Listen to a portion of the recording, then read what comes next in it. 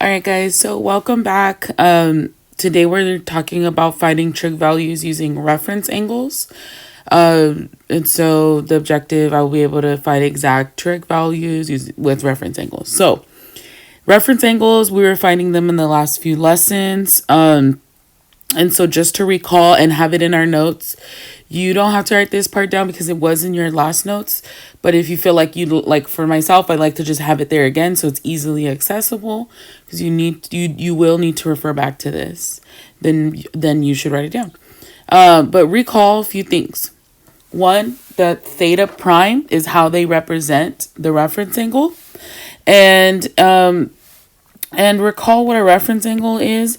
That reference angle is the angle that lives here. So let's say you complete some graph theta over here. And I want to know what is the degrees that's left on this side here. And so that's your reference angle. Now, a way to calculate that is depending on which quadrant that you land in. So after you graph your whatever degrees or radians that they give you, if you land in quadrant 1, this is how you find your reference angle. Quadrant 2, this is how you would find your reference angle. Quadrant 3, use this rule to find your reference angle. Quadrant 4, you would use these rules to find the reference angle. In order to find these trig values, you're going to need two important tables. Okay, and so these important tables are something new. So this is for sure something you need to write down. Okay, so here's the first one. Now, what this is telling us, or what's here is actually a graph. So this is actually an X and Y axis. Okay, and here are the quadrants again, quadrant 1, quadrant 2, quadrant 3, quadrant 4. Now, what we're going to be getting into is you're not going to just get a radians or just get a degree angle measurement. It's going to say sine of 130 degrees. It might say cosine of, 5 pi over 6. It might say tangent of pi over 3. And so that is what you're going to need to graph. Now, the degree or the radian part is going to work the same as far as how to graph that. That's what we talked about last time. And so you still will need to graph and find the reference angle of that specific degrees or radians. But what's important now is where the sine, the cosine, and the tangent play a role is, let's say if you land in quadrant 1, then you can see here that no matter what it is, sine, cosine, tangent, they're all positive. But if you land in quadrant 2 and you had sine of, 115 degrees or something like that, then your answer is going to be positive. But let's say you had cosine and tangent of that degrees, then your answers would be negative. And so that's how this table works. Depending on which quadrant that you land in, that's going to tell you if your answer is positive or negative. So you really are going to be coming back and referring back to Okay, so the second table that's important here, and I'll show you how to use it in a second, is, I don't know if you've noticed, but all the radians that we've been working with has either been some kind of pi over 6, some kind of pi over 4, some kind of pi over 3. We actually did talk about this in last video. You can have 5 pi over 6 or 8 pi over 4, 13 pi over 3, but there's always some kind of over 6, over 4, or over 3. And then also this is where your sine, your cosine, your tangent come into play. So this is all, these are your answers right here, actually. All this here, this is what your solutions are going to be. One of these. But it just depends on a couple things. 1, are you working with sine, cosine, or tangent? 2, which quadrant did you land in, right? And then you'll use the tables. Your answer is going to be positive, it's going to be negative, and it's going to be one of these. Also, the other thing, most importantly, which degree measurement is it most related to? So I'll show you in a second how to use that. Okay, so let's jump into this example. So what does it mean, finding the exact value of each expression? Well, this is the expression here. Oops. And cosine of 120 degrees. Well, what does that actually equal to? Now, yeah, I know you could put this into a calculator and get a decimal, but that's not actually what I want you to do. What I want is for you to be able to determine which of these answers, remember I said these are your solutions here, which of these solutions is actually equivalent to a cosine of 120 degrees. So your first step is to find the reference angle. Okay, so let me graph 120 degrees. The cosine part, we're ignoring that for right now. We're just looking at 120 degrees. The cosine part doesn't matter yet. Okay. So let's start here, of course. 120 degrees has to be, past this line because that's 90 degrees from here to here. To go to 20 degrees, I need 30 more degrees. Okay, so of course this isn't perfect, but it's probably like right here somewhere. Maybe right here somewhere. Okay, so this is 120 degrees. What really matters here, guys, is just being able to determine which quadrant it lands in. That's really the main important part. So it lands here in the second quadrant. So step 2. Realize we're not in step 2 yet. We're still finding the reference angle. So since I landed in that second quadrant, that's this quadrant here, and the rule, and we're in degrees, so I'm going to use this rule here. 180 minus 120.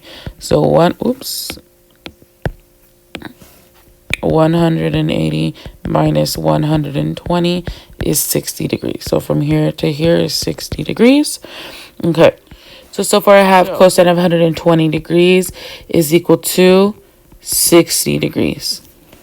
Okay, so your step 2 is to determine if your solution is positive or negative. So I need to scroll up, and this is the graph that I'm going to use here. And so I landed in quadrant 2. I'm working with cosine. So cosine of theta is negative. So my answer for sure is going to be negative. Okay, so let me just rewrite it here. Cosine of 60 degrees is going to equal a negative solution. Your final step is find your final solution using the last table. So I know there's a couple things that we need to know. We need to know that it's cosine. We need to know that it's cosine, and we found the reference angle, and that was 60 degrees. So I'm looking for cosine of 60 degrees. So let me use a different color. I have 60 degrees here and cosine here. And so those two things meet here. So your answer is 1/2. And is it just regular 1/2? No, it's negative 1/2 because that negative came from step 2. So this would be your final solution. Okay, so we're going to do a second example, but this is in radians. Now, I know some of you are like, I just don't know how to graph that 7 pi over 6. And you're like, I don't know how to graph 7 pi over 6. I'm just going to Google it. That's fine to a certain extent, but at the same time, if you force yourself to try to graph these, you're going to be better for it when it comes to the unit circle, and you're really going to be able to identify where things land on an X and Y axes. Now, the thing that I like to take you guys step by step, the way that I understand how to graph radians is thinking about, okay, ignoring the 7 and looking at, well, this is a pi over 6. There's 7 of these. And so I love this table up here because it tells me a lot. And you could see here, pi over 6 is the same thing as 30 degrees. So I'm thinking in 30 degrees, basically. Now, I can graph one 30-degree angle here. That's 1 pi over 6. A second 30-degree angle is 2 pi over 6. So far I have 60 degrees. 30 more, right? That's 90 degrees. So from here to here, that's another 30-degree angle, and that's 3 pi over 6. So then you keep going, you do the same thing on each quadrant, and you count until 7. So it's 1, 2, 3. Here's 4 pi over 6. 5 pi over 6. Here to here is 6 pi over 6. And then here to here is 7 pi over 6. Okay, now I don't need all this. Let me just redraw my graph. You could pause it though. You're like, wow, you just wrote it. Pause it and rewind. That's the best thing about this. Okay. Okay, whatever. We're doing this in green. No big deal. All right, so I know that 7 pi over 6 lands here. From here to here is 7 pi over 6. Now, it lands in the third quadrant, so let me go up and see the rule for that. The third quadrant says, in radians, take your original theta and subtract pi from it. All right, so my original theta is 7 pi over 6. Subtract pi from that. I need a common denominator, so multiply each thing by 6. And then I have 7 pi over 6 minus 6 pi over 6. And what's left is pi over 6. Okay, that's not our solution, but that is our reference angle. So theta prime is equal to pi over 6.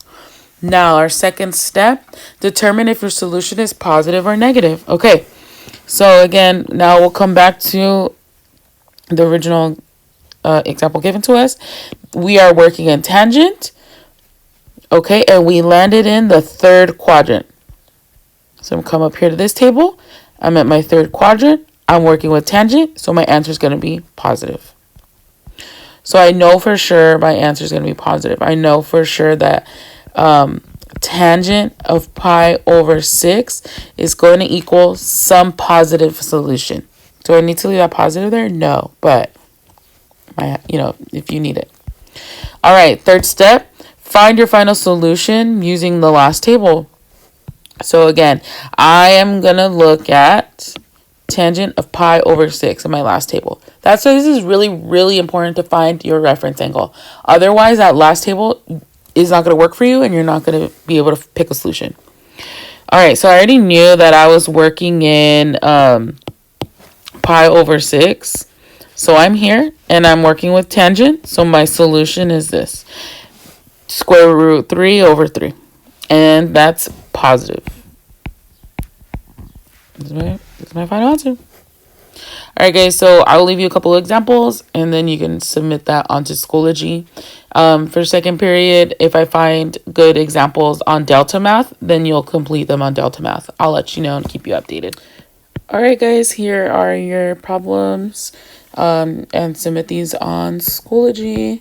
Catch you guys on the next one.